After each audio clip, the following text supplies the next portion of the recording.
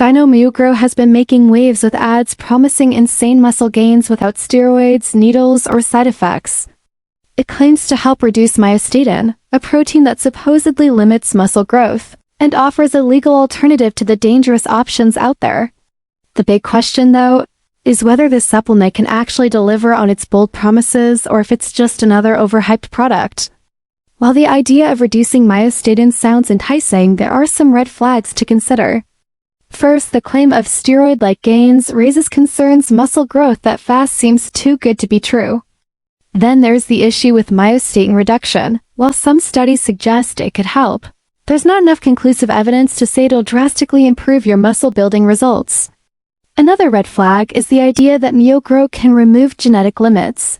This sounds more like marketing hype than science-backed fact.